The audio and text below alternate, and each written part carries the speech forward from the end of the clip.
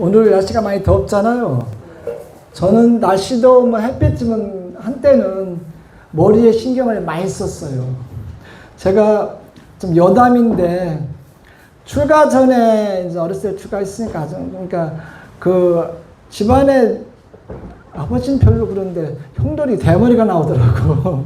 그래서 나는 머리 깎으면 대머리는 안 되겠다 했거든요. 근데 이게 미안한데 여기 머리 없는 분 계셨어. 근데 이게 햇빛 찌니까 머리가 더 잘 빠져요. 그렇더라. 그래서 나는 출가 전에 형님들은 뭐 여기 이렇게 나오고 여기 나오고 뭐 조금 있고 뭐 그렇게 해서 나는 출가하면은 저 머리는 괜찮겠다 했는데 햇빛 찌면 항상 여기 처음에 출가해서 신경 썼었어요. 그래서 이게 머리 깎으면 저기 대머리는 안 되겠다. 저기 집안 내력인가 봐요. 없어요. 그래서 아예 없애려면 아예 없애야 되니까 매일 깎고 이틀에 한 번 아니면 하루에 한 번 깎아요. 그러다 보니 피부가 좀 망가지더라고요. 그래가지고 아무튼 여러분들 여담인데 괜히 계신 분들한테 미안하네. 괜찮죠? 그래서 요즘은 이제 아예 벗겨져서 삭발만 잘하면 돼요. 그러니까 우리 도바다한테 처음 젊었을 때 왔으니까 머리가 있어서 뭐 이렇게 신경 쓰면 왜 머리 신경 쓰나 그러는 거여서 우리 집안이 머리가 빠지는 집안이라 나는 저기 삭발하면 이제 빠질 머리가 없다 이렇게 생각해서 난 커야 빠지는 줄 알고요. 그래서 머리는 걱정 없는데 혹시나 싶어서 그래 했더니 빠지잖아요. 보이잖아요. 햇볕 찌니까 더 빠지더라고요. 오늘도 올라오면서 아까 우산 쓰고 왔어요. 뜨거운 게 예전에는 한 번은 석가대학 졸업여행으로 천불동 중국 가는 사막을 가는데 선글라스를 써보래요. 쓰라예요. 필이 눈이 사막에 위험하다. 그런데 선글라스 써본 적이 없어요. 근데 어떻게든 사서 갔어요. 쓰니까 엄청 어지럽더라고. 선글라스 끼니까 안 맞춰서 도수를 안 맞춰서 그런데 어지럽더라고. 빙빙 돌아. 젊어서 그렇겠죠. 지금은 맞아요. 지금 안 쓰면 눈이 시려. 그렇더라고. 그래서 나도 좀 젊구나. 알아듣죠? 뭔지 알지? 나도 이제 젊구나. 그 생각했습니다. 아무튼 반갑습니다. 반갑고요. 오늘은 키워드가 금동이. 여기 자식이에요. 그 다음에 욕심. 이게 이상하게 만나면 몇 마디 줄줄 앞뒤 생각 없이 되는데 이거는 30번 결립해서 얘기를 하니까 부담되는 거예요. 그래서 편하게 얘기할게요. 오늘은 제가 드린 말씀 금동이 들어봤을 거예요. 요게 자식을 얘기하는 거, 욕심. 여러분들, 저기, 인터넷에서, 텔레비에서 봤을 거예요. 한때는, 제가 왜 오늘 금동이를 주제를 삼고, 욕심을 주제로 욕심은 부고, 주제로 하느냐면요. 며칠 전에 신도랑 통화하고 또, 제가 통하는 분들이 자식들이 조금 문제가 있어요. 그래서 그러다 보니까 부처님은 자식을 대해서 어떻게 경에서 말했나 좀 알아보고 끄집어내가지고 몇 마디 드리려고 이렇게 금동이 자식, 그 다음에 욕심을 드려냈어요. 드려냈는데 얼마 안 됐나 모르겠네. 원정 출산. 뭐 미국이라든지 좋은 곳에 가서 원정 출산하면 뭐 그 나라 뭐 시민권이 된다는 것도 원정 출산도 있었고 여러 가지 있었는데 그리고 한때는 우리 서울에 뭐 잘 사는 지역에 그 30만 원짜리 애기 옷부터 300만 원짜리 유모차부터 여러 개 돌았잖아요. 근데 이제 이게 자식이기는 부모는 없는 것 같아. 사실은 없고. 그리고 부처님이 나에게 결론에서 말씀드리려는데 서로에서 말씀드릴게요. 부처님은 자식을 인연화합에 의해서 태어났기 때문에 그리고 인연화합을 해서 태어났는데 나한테 온 거는 내가 만약에 아빠 엄마가 우리라면 나한테 온 거는 이거는 전생의 인연에 의한 과보에 의한 보를 받잖아요. 우리가 선업도 있고 악업도 있고 과보를 받아서 나한테 온 거라 이렇게 얘기하기 때문에 너무 자식한테 매달리지 말고 내 생활을 해라 이런 얘기를 마지막에 하세요. 내가 또 간단하게 얘기할 텐데 그런데 부모님들은 안 그렇잖아요. 제가 이제 여기서 이제 밴드에 안 어울리면 편하게 얘기하면 밴드를 그때 말을 못하겠네, 진짜.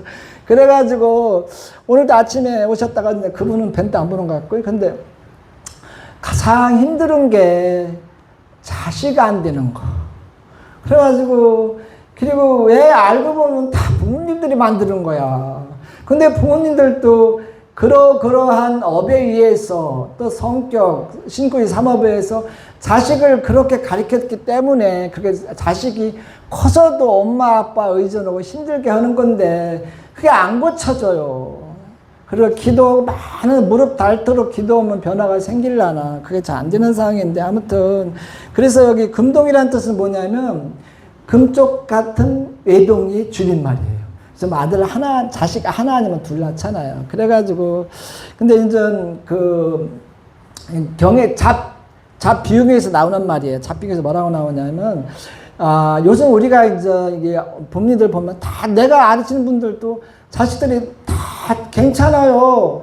잘 사세요. 뭐 물질적으로 괜찮고. 근데 자식들이 너무 어렸을 때부터 고급 과외부터 막 하기 싫은데 막 영어 과외, 그 다음에 뭔 과외, 미술, 태권도 뭐 어린애들에게 이렇게 가르쳤더라고. 했는데 근데 부모 마음은 이해하는데 너무 과해서 이런 현상이 발생했다. 그 되게 보면 우리가 뭐라고 하지? 그거 보고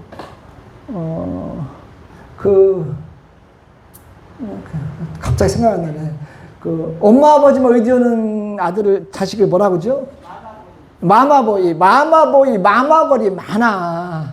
왜냐면 엄마 아버지가 모든 거를 또 하나 아니면 둘이니까 마마걸과 마마보이가 많아요. 근데 부모들은 잘 모르지. 대표적으로 우리 집안 얘기 우리 둘째 형수 큰아들이 그래요. 인물은 태권도 선수 출신인데 인물은 괜찮은데 인물도 확실한데 옆에서 돈 1,000원 빌려라 못해요. 그럼 무슨 일 사실 엄마한테 해주고. 내가 그래서 너 마마보이라고. 내가 그래서 형수님이 내 집안 얘기 해서 형수님 그렇게 만드는 거 아니냐고. 그랬는데 나이 먹어서는 커서는 잘 안 돼요. 그게 우리가 신구의 사법에서 그게 굳어지면 쉽지 않아요. 쉽지 않고 그래서 잡비용에 이런 말이 나와요. 여러 이 잡비용은 섞을 잡자요. 여러 비유경 여러 예를 들어서 나온 중에서 뭐가 나오냐면 노모랑 아들이랑 같이 살다가 아들이 일찍 좀 떠났어요. 떠났는데 노모가 아들만 의지하다가 아들이 일찍 떠나니까 당신 일찍 떠나니까 너무 괴로워서 이제 당신도 아들 묘순대 가서 4, 5일이 있다가 세상 떠나려고 그렇게 준비해서 갔는데 누군가가 묘자리에 있는 걸 보고 부처님한테 말씀드리세요. 부처님한테 누군가 말씀드리는데 부처님이 500인의 제자를 데리고 묘자리를 가요. 가는데 이 노부살님이 상심이 지금 전패고 죽을 가고 이제 가서 묘자리에 있는데 멀리서 부처님 오시는 그 서광 오로라를 보면서 그래서 오로라 보면서 부처님 오시는 걸 보고 이제 가다듬고 옆에 이제 부처님한테 이제 인사하고 그러면서 부처님이 물어봐요. 왜 너는 여기 와서 그러고 있느냐 했더니 설명을 해요. 내가 믿었던 외동아들이 세상을 떠나서 괴로워서 저도 사는 게 낙도 없고 우울증도 없고 여러 가지 와서 그냥 여기서 며칠 있다가 이내 같이 죽으려고 그럽니다. 그러긴 해요. 그런데 이제 부처님 입장에서 기가 막히고 코가 막히지. 생명이 얼마나 낳기도 힘들지만 사람으로 태어나기도 힘들지만 또 잘 살기도 힘들고요. 남들은 오래 살고 싶어도 못 사는 사람, 아파서 못 사는 사람 있는데 그 생명을 안 산다고 부처님 입장에 기가 막히고 코가 막히잖아요. 그래가지고 물었어요. 야라네 좀 죄송해요. 어머니한테 어머니 아들 살리고 싶으냐 그랬더니 그렇대요. 얼마나 이거 좋은 얘기입니까? 엄마 입장에서는. 그러면서 그러면은 내가 너한테 부탁이 있다. 무슨 부탁이냐? 향불을 가서 얻어오면 내가 축원해서 살려주겠다 아들이. 그러면서 뒷얘기 여러분 들었을 거예요. 누군가 법문했을 거예요. 신 중에서. 그러면서 향불을 집집마다 찾아다니면서 향불을 가지고 오는데 단서가 있다. 뭐냐? 그 집안에 사람이 안 죽은 집안에서 가져가야 된다. 근데 그런 게 없잖아요. 없어서 이 노모가 그 아들 살려준다는 마음에 이 집 저 집 가서 이제 물으면서 죽은 사람이 있으니까 세상 떠난 사람이 있으니까 없으니까 물어봐요. 근데 다 세상에 집안에 선대부터 다 돌아간 사람 다 있잖아요. 그래서 포기하고 한 180년 단연까지 포기하고 부처님 말씀드려요. 말씀드리니까 부처님 말씀드리니까 그거 봐라. 천지가 생긴 이래로 다 사람은 태어나 죽는다. 단 하나 아들이 좀 외동 아들이 먼저 갈 뿐이니까 왜 그 어렵게 이렇게 만들어서 태어난 네 목숨을 아들에 바치려고 그러냐. 내가 더 한번 추가해서 말씀드리면 아들이랑 외동아들이랑 너랑은 인연화합에서 태어났기 때문에 아들이 너한테 온 거는 과보에서 너한테 온 거다. 알고 보면 이 전생의 인연이 과보에서 온 건데 너랑 둘이 살면서 자식이라 엄마로서 업을 풀으라고 온 거니까 거기에 너무 연연하지 말고 네 삶을 영위해라. 그 생명이 얼마나 소중한 데인데 그렇게 하느냐 이런 말을 해요. 그런데 사실은 그 심정을 모르는 건 아니에요. 자식이 나의 과보랑 인연에 의해서 나한테 왔지만 그 피덩이부터 태어난 순간부터 계속 키웠는데 그 정이 어떻게 말로 형용할 수 있겠습니까? 그러면서 부처님 그래서 그런지 요즘은 아들 아니면 자식 둘 아니면 없는 집도 결혼한 집도 많고 아들 하나 아니면 그러니까 둘 아니면 하나잖아요. 그래서 우리나라가 지금 인구가 5,160만 정도 돼요. 남한만. 그리고 1990년대는 애들이 낳는 1년에 65만 70인데 지금은 25만 4천 명. 조금 늘어난데 그래가지고 그래가지고 애들이 안 나서 지금 인구 소멸적인 심각성이 있는데 그건 뭐 정부에서 이제 잘 기획하고 입안하고 세금을 이제 다른 데 하지 말고 애 낳는 데 많이 잘해서 쓰면 좋아질 텐데 이집트 같은 나라는요 애들 많이 나면 복이 온다 생각해서 애들 3명, 4명, 5명 많이 나요. 근데 우리는 안 그렇잖아요. 그리고 요즘은 너무 많이 배워서 똑똑해서 영악해. 그래가지고 힘든 거를 싫어해요. 스님들도 조금 힘든 거 안 하려고 그래요. 젊은 스님들. 자기들 예전에는 어른들 예 숙였는데 지금은 당신들이 어른이야.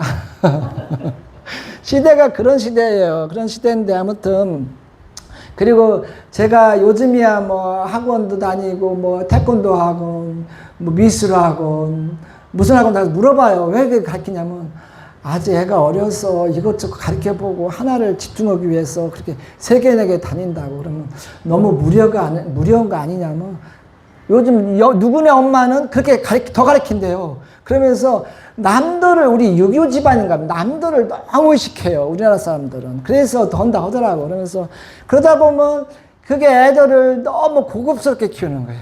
그러니까 마마보이, 마마걸이 나오고 그 다음에 조금은 힘들으면 견딜 수가 없고 그렇게 해서 애가 어떻게 크고 하면 불효자는 알지만 부모님을 속을 시역해요.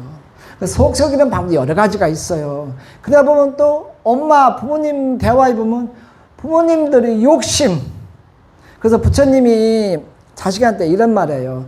자식을 가리키고 먹여주고 여러 가지 할 의무는 부모가 있는데 그게 미술학원 다니든 태권도원에 다니든 고급과외 시키든 간에 그게 부모로서 순수한 자비에 의한 건지 자비를 위해서 애를 위해서 한 건지 아니면 부모님 욕심이 들어간 건지 그걸 한번 좀 판단이라 이런 말이 나와요. 근데 내가 이건 애들이 아니고 중매 얘기인데 제가 중매가 들어와서 화계에서 중매를 한 2달간 서류를 받았더니 이만큼이 올라와요. 그런데 내가 이렇게 해서 맺어주면 엄마들이 당신 자식은 47세인데 40살이라고 여자가 많아서 싫다는 부모도 많고요. 그리고 당신 아들은 평범했는데 이해는 가요. 며느리 자리는 좀 잘나고 그런 사람을 원하는 거. 그리고 계속 대화하다 보면 내가 조절해서 다 얘기하다 보면 그 아들, 자식, 당신 아들은 40대인데 며느리 자리는 40대는 안 된대요. 40 밑에 된대. 왜 그래야 했더니 자식. 그럼 40대는 자식 못 낳습니까? 그러면 낳긴 낳는데 불안해요. 이거는 그 부모님 입장에 이해는 가면서도 내 입장에 이해가 안 가는 거예요. 당신 아들이 결혼 못 한다고. 그리고 당신 아들이 잘난 것도 아니야, 또 알고 보면. 그러면 인연이 돼서 여자가 좀 적극적으로 좀 하려고 하면, 좀 매치시켜서 둘이 자식을 40대나 자식 낳아서 또 가르치고 교육시키기 힘들잖아요. 그러면은, 우리의 소유에게는 나이 먹어서 등 긁어주고 살다가 세상 따르면 되잖아요. 안 그래. 안 그렇고, 부모들은 자식에 대한 생각이 복잡해요. 잘 살았으면 좋겠고, 자식도 딱 낳았으면 좋겠고, 그러다가 지금 포기하고, 엊그제도 한 명 중매해줬어요. 그런데 그분은 유튜브 안 보겠지. 근데 친한 분이에요. 근데 중매해줬어요. 여자는 적극적이에요. 여자는 적극적인데, 남자가 서울에 안 살아요. 그 남자가 마음에 들으면 쉬고 간다, 살겠다가 약속 나랑 했어요. 그래서 여자가 직장에서 다 좀 쉬고, LG 다녀서 쉬고서, 그거에 취미가 무용, 고전 무용. 그래서, 노부살님이 유튜브를 찍어 왔길래 보니까, 한복을 입고 막 무용 하나 봐요. 고전 무용이니까. 근데 내가 보기엔 잘못 찍어, 노부살 잘못 찍어, 뚱뚱하고, 그래, 얼굴도 그냥 그래요? 그래서, 남자가 싫어하겠다 생각하고, 중매를 해줬어요. 내가 미리 선수를 쳤어요. 남자 쪽 어머니한테. 내가 보기에는 좀 못난 것 같고 뚱뚱한 것 같다. 그러니까 여자가 나이가 지금 30대 후반이니까 괜찮지 않은가. 한 살 많아도 괜찮다 했더라고요. 남자 쪽에서. 그래서 중매해줬더니 이 얘기 들어와요. 이쁘대요. 이쁘대요. 그럼 잘 됐다. 그래서 세네 번 만났는데 남자가 너무 소극적. 여자는 웬만하면 결혼하겠대요. 괜찮대요, 남자도. 근데 나중에 몇 번 여자가 전화해서 만나다가 나한테 이런 말 하는 거예요. 이제 노부사를 통해서 들은 얘기가, 스님, 몇 번 만나다 보니까 남자가 너무 소극적이고, 착한 거 빼놓고는 없어요. 기가 막히게, 코막히게. 내가 그래서 친구한테, 네 아들 너무 소극적 아니냐? 그렇대. 그런 거, 엄마가 그렇다는 거, 그런 것 같아. 그래서 이게 인연 맺은 게 힘들구나. 그런 생각 몇 명은 했어요. 근데 나는 마음이 여리니까 또 도와달라면 도와줘요. 근데 그렇더라고. 그렇듯이 요즘 여기 뭐 젊은이들 많지 않지만 그게 너무 감싸고 알고 보면 거의 다 마마걸 마마보이예요. 다 그렇진 않지만 거의 그래. 확률상. 그렇게 아들 하나고 뭐 자식 하나다 보니까 너무 금이냐 오냐 키워요. 그래서 우리가 이제 제가 실상사 3년 살았는데 조계종에 유일하게 대안학교 실상사가 있어요. 거기요 대안학교요 이런 말이 되나 몇 터져요. 예전엔 대안학교가 제도권 학교에서 중고등학교 과정이에요. 못 견딘 애들이 대안학교 안 돼. 지금 안 그래요.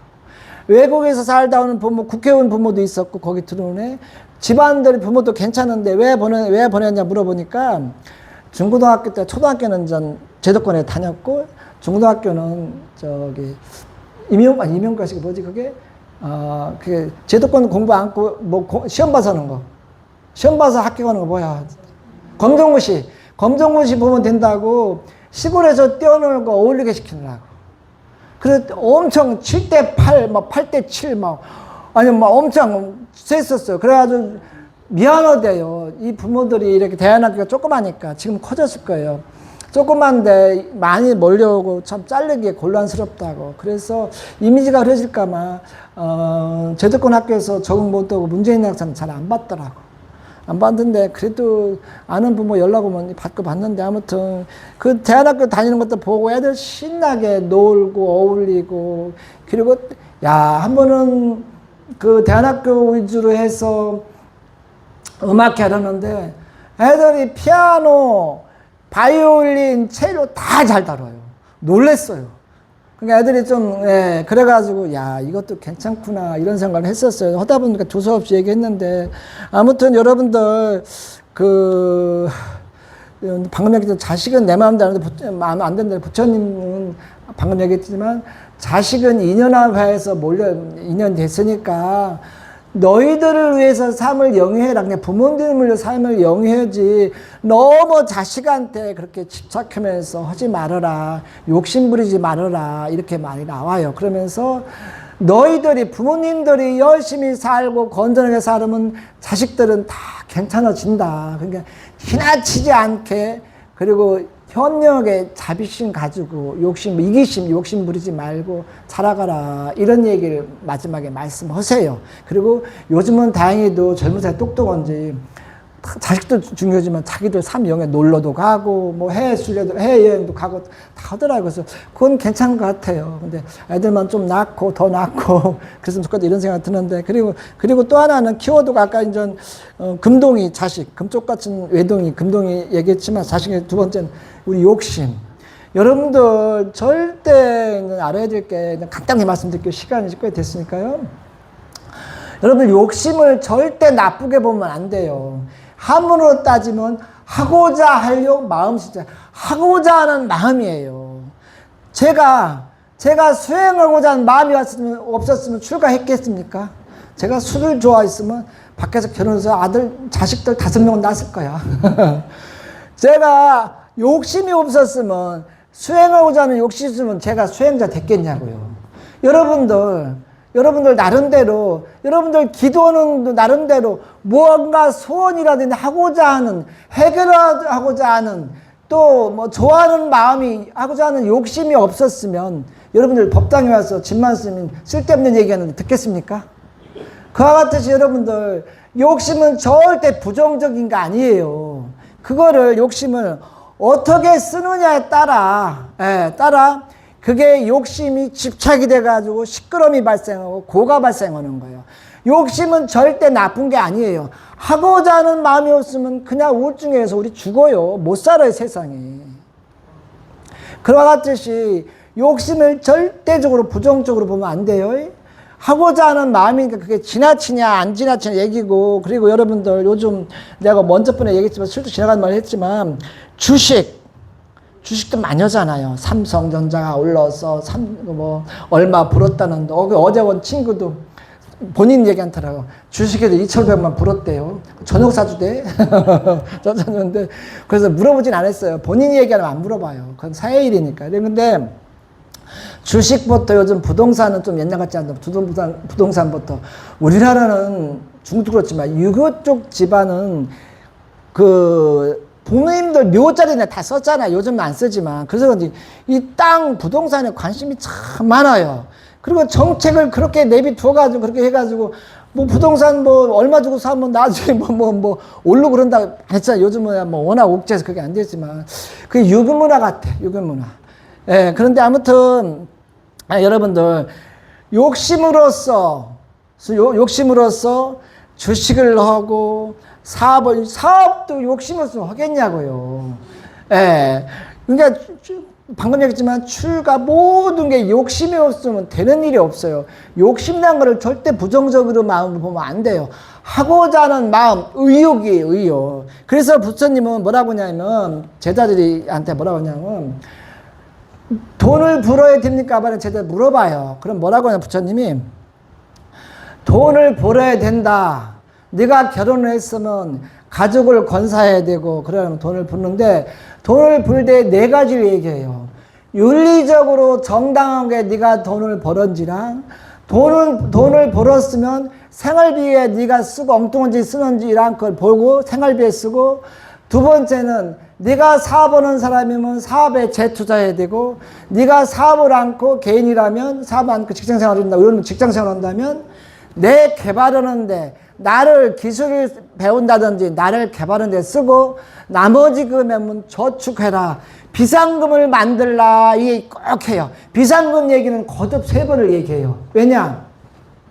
사업을 하더라도 아차하고 사람이가 완전할 수는 없잖아. 실패할 수도 있기 때문에 돈이 잘 벌릴 때 저축 비상금을 해라 만드는 항상 강조를 하세요. 그와 같이 열심히 주식도 할 수 있으면 하고, 대신에 아까 방금 얘기 처음에 윤리적에 입각해서 정당하게 주식 투자하는지를 봐라. 무슨 소리냐면 돈은 없는데 삼성전자, SK 하이닉스가 팍팍 오른다고 없는 돈에 은행에서 빌려서 또 옆에 친구한테 빌려서 누구한테 빌려서 주식 투자를 하지 말고 정정당당히 이치에 맞게 윤리적으로 맞게 욕심을 부려라 이렇게 얘기를 해요.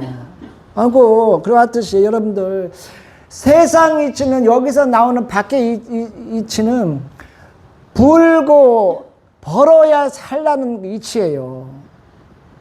그렇기 때문에 열심히 욕심을 부리되 욕심은 과욕, 윤리적인 문제, 정당성에 어긋난 행동을 하지 말고 욕심을 부리라 이게 나와요. 근데 우리가 욕심을 부리면 그게 잘 안 될 수가 있어요. 그래서 절에 와서 나를 반성하면서 참회도 하면서 관세보를 찾으면서 내가 만약에 일주일 만에 왔으면 일주일 동안 내가 뭐가 잘못했나 반성도 하면서 그러면서 욕심을 의욕을 갖고 주식도 하고 혼나갔다 주식도 하고 그 다음에 여러분들이 누군가 다 해요. 그리고 누군가 주식을 해야 증권에서 먹고 사는 거예요. 알지요? 그런데 이제 내가 주식에 대해서 전혀 모르고 옆에 사람만 그러니까 윤리적으로 문제 없고 정정당당하게 주식 투자했죠. 옆에 사람 몇 마디 호흡했다가 누가 2천만 원 벌었다가 호흡해서 마누라 몰래 주식 투자해서 나중에 시끄럽게 말고 윤리적으로 정정당당히 이치에 맞는지 요걸 벌어서 어떻게 쓰겠다는 그런 생각을 하면서 기도하면서 하면 어떨까 이런 생각이 들어요. 이게 내가 이제 처음으로 주식 투자하는 사람 저게 나쁜 일 없을 것 같은데 일단 이게 경도 있자 옛날 경험 보면 부처님 2600년도 얘기이기 때문에 현실이랑 안 맞는 게 많이 있어요. 그거를 현실적으로 재해석할 필요가 있어요. 그래서 제가 말씀드리는 거예요. 여러분들 모든 거는 연기법 인드라마에 부처님이 환경에 나와요. 인드라마 그물코처럼 연결해서 우리가 사는 인생이에요. 누군가는 주식 투자도 하고 누군가는 부동산을 하고 누군가는 뭐도 하고 살아가는 거예요. 그렇게 돌고 도는데 요게 방금 했지만 불자라면 윤리적으로 만든지 정정당당한지 내 환경이나 내 이치에게 맞는지 이런저런 걸 생각하면서 기도 가능하면 기도하면서 하면 어떨까 그런 생각이 들어서 제가 이제 부처님 경을 잠시 훑어보면서 제 해석에서 주식 투자도 하라 부동산도 하라 뭘 하는 거 이거 혼날 수도 있어요. 사실적인 얘기는 여러분들 신도들 중에서 그래도 해본 사람 많이 있을 거예요. 그렇죠? 부른 사람도 있을 거고 좀 까먹은 사람도 있을 텐데 흐름이 그런 상황이니까 너무 배척하거나 흐름대로 가되 방금 얘기했지만 윤리적인 문제 정정당당한지 또 내 환경적으로 맞지 맞는지를 잘 판단하고 그리고 인생을 살고 설계를 하셨으면 좋겠다는 생각 그리고 여러분들은 연세들이 있어서 많은 그 경험을 했겠지만 이런 말을 잘 하시겠지만 제가 한번 경을 빗대서 더 한번 말씀드렸습니다. 이상입니다. 고맙습니다. 들어주셔서 감사합니다.